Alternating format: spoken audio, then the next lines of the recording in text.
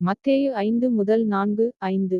மத்தேயு 5:4 துயரப்படுகிறவர்கள் பாக்கியவான்கள், ஏனென்றால் அவர்கள் ஆறுதல் பெறுவார்கள். 1.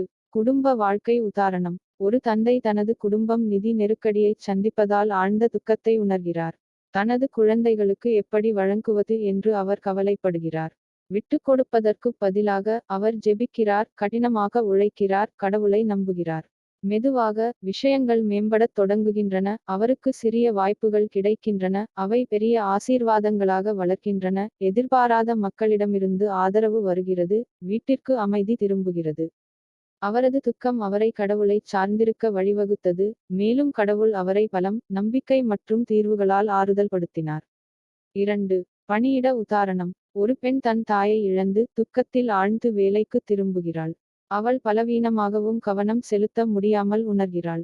ஆனால் அவளுடைய சக ஊழியர்கள் அவளை ஆதரிக்கிறார்கள், அவளுடைய முதலாளி அவளுக்கு கூடுதல் நேரம் கொடுக்கிறார், மேலும் அவள் ஜெபத்தின் மூலம் பலத்தை பெறுகிறாள். காலப்போக்கில் அவளுடைய இதயம் குணமடைகிறது, மேலும் இழப்பை எதிர்கொள்ளும் மற்றவர்களுக்கு அவள் ஆறுதலின் ஆதாரமாகவும் மாறுகிறாள். மத்தேயு 5:5 சாந்தகுணமுள்ளவர்கள் பாக்கியவான்கள், அவர்கள் பூமியைச் சுதந்தரித்துக் கொள்வார்கள். 1. குடும்ப வாழ்க்கை உதாரணம். ஒரு குடும்பத்தில் 2 சகோதரர்கள் சிறிய பிரச்சினைகளுக்கு வாக்குவாதம் செய்து கொண்டே இருக்கிறார்கள். ஒரு சகோதரர் மென்மையாகவும் பொறுமையாகவும் இருக்கத் தேர்வு செய்கிறார். அவன் தூண்டப்பட்டாலும் கூட அவன் எதிர்த்துப் போராடுவதில்லை. படிப்படியாக முதல் சகோதரனின் பணிவு காரணமாக மற்ற சகோதரனின் நடத்தை மென்மையாகிறது. வீட்டிற்கு அமைதி திரும்புகிறது.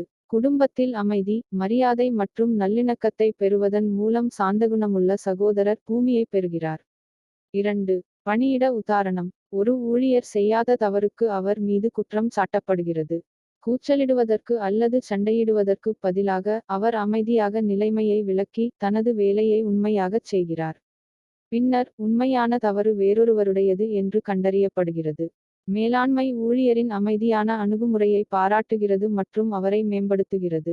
அவரது சாந்தம் அவருக்கு மரியாதை, ஆசீர்வாதம் மற்றும் சிறந்த பதவியைக் கொண்டு வந்தது.